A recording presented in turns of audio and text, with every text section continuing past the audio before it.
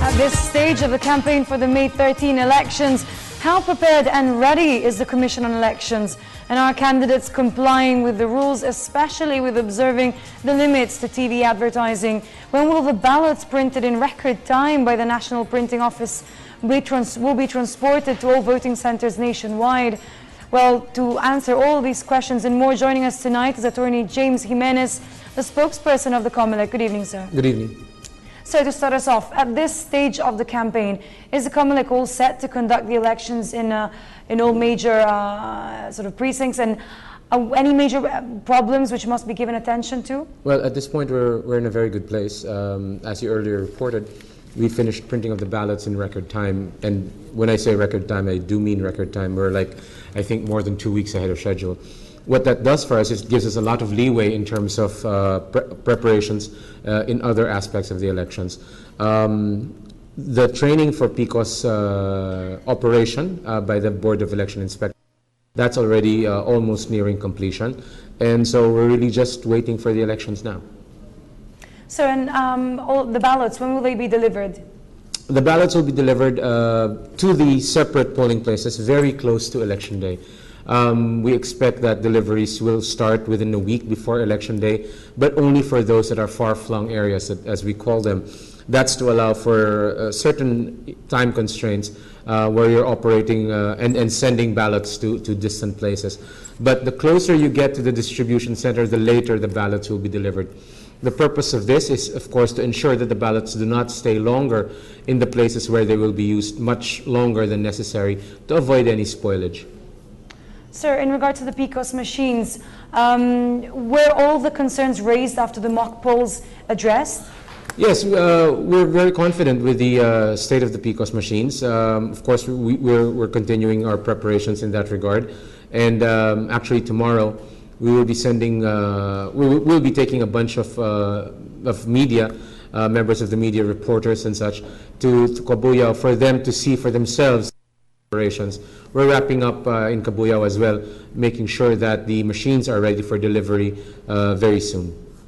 And sir, in terms of security measures, especially for the source codes, are they safe from tampering or hacking? Oh yes. Well, when you speak of hacking, you have to first of all accept that all systems can be hacked eventually. Yes. I mean, even if the Pentagon, if the U.S. can be hacked, so can we. But the question really there is whether or not it is probable, which we believe it is not. And second, if it does happen, against all probability, if it does happen, then it will easily be detectable and it will not affect the outcome of the elections at all. As far as the source code is concerned, we're about to get our hands on it, and within the next 2 weeks, we hope to start the source code review by interested parties. Okay, so moving on, in terms of TV advertising, are the candidates complying with the rules? And take the case of Senate candidates, they are limited to 120 minutes for TV. Is anyone in danger of violating the limits you imposed? And may we ask, who is the top spender? Rankings. What we do is we report simply how many minutes they've actually spent based on the reports that we get from the networks themselves. And as far as that sort of data is concerned, it looks like a lot of them are still very much in the green. And we think it's because a lot of them are really waiting the outcome of the Supreme Court decision on the case that was filed challenging the constitutionality of the 120 time limit. Okay, so nobody is in danger of nobody yet. Okay. Yet. Okay. TV interviews and let's say news stories and the promote candidates, are they being counted, and are the TV networks and even radio stations reporting these interviews and stories? Well, for the most part, yes, they're reporting the stories, but of course there's still a lot of monitoring to be done, especially out in the provinces where monitoring can be a little more difficult. And we see a lot of local cable channels making a little bit of money off of this. But a lot of that is still well in hand.